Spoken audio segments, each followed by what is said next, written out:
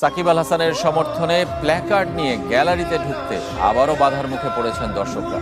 নিরাপত্তা কর্মীরা নির্দেশনার কথা বললেও বিসিবি থেকে এমন নির্দেশনা দেওয়ার কথা অস্বীকার করা হয়েছে।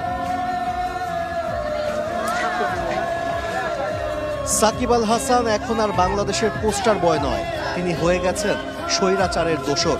তাই তো সাকিবকে সম্মান জানিয়ে গ্যালারিতে যেসব প্লেকার্ডগুলো এতদিন দর্শকদের হাতে দেখা যেত, এখন তা মাটিতে পড়ে আছে অবজ্ঞায়।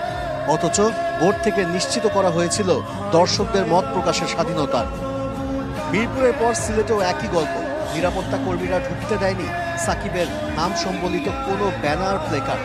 অনেকে দেখা গেছে যে ওটা ধাক্কা মেরে বের হয়ে দিয়েছে, কারণ ওইটা বলছে যে ওইটা স্বৈরাচারী সরকারের জন্য ওনাকে দেওয়া হবে না, ওইটা গেটে মানে ওই প্লেকার্ডটা নেওয়া যাবে না। এখন যদি সাকিবকে যদি আমরা যদি এটা যদি মর্যাদা যদি দিতে না পারি আমরা দর্শক বিন্দুর, কারণ সাকিব আল হাসান যা করেছে ওটা তো আমরা বিশ্বের সবাই জানি।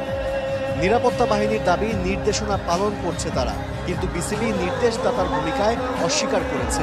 সাকিব আল হাসানের ভক্ত সংখ্যা কত তা জানা কঠিন, তবে দিন দিন ক্ষোভ বাড়ছে, ক্রিকেটের প্রতি কমছে আগ্রহ।